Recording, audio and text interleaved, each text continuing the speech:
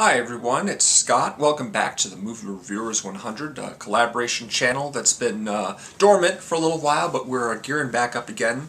I've got a review for you, but first I wanted to mention that there is going to be a live hangout with some of our members on Saturday. It'll be sometime in the evening, Europe time zones wise, and in the US it'll be in the mid-afternoon at some point.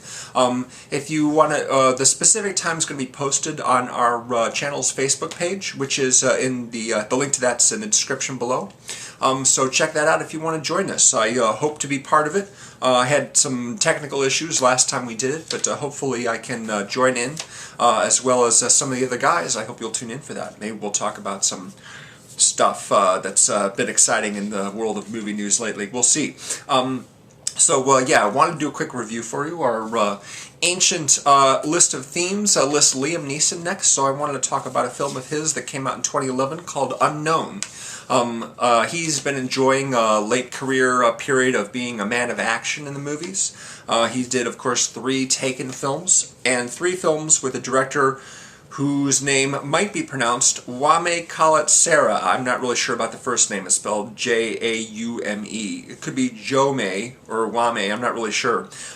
He is the director not only of the movie that I'd like to talk about, Unknown, but 2 films with Liam Neeson after that called Non-Stop and Run All Night.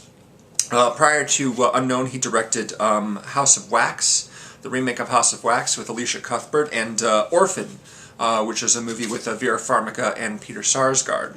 Of the 3 movies that Liam Neeson has made with this guy, Unknown is my favorite. It starts off with Liam Neeson arriving basically in Berlin with his wife, played by January Jones. He realizes he left something at the airport, so he takes a cab back there, but they get in an accident, and he's in the hospital for several days, and when he wakes up, the doctor asks what he's doing there, what his name is, you know, things like that. He says, well, I'm Dr. Martin Harris, and my wife and I have come to Berlin to participate in a conference, right? But when he gets back to the hotel where his wife is staying, there's another man there, played by Aidan Quinn, who's also claiming to be Dr. Martin Harris.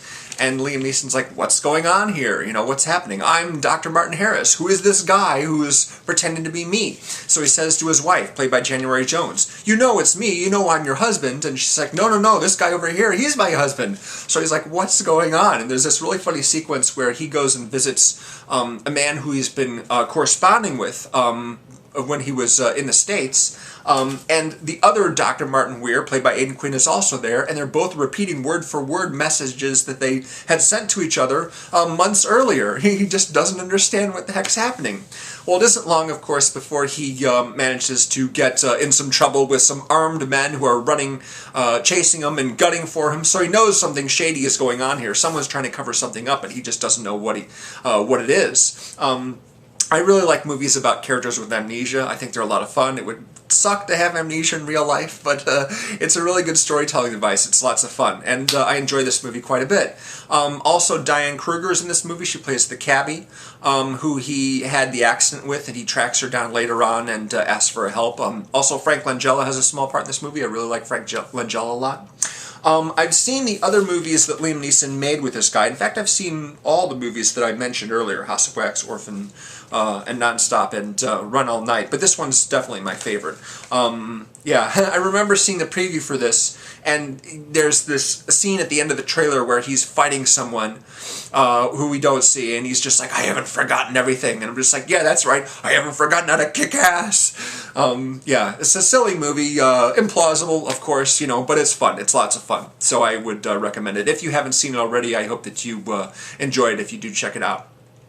So thanks. This is going to be a quick review, but I wanted to just talk a little bit about that movie, which I enjoyed, and also just one more time, the link to the Facebook page is below, so you can check that out, and we'll have an update as to exactly when we'll be starting that live hangout on Saturday. So I hope you'll join us for that. Thanks very much. See you again real soon. Bye-bye.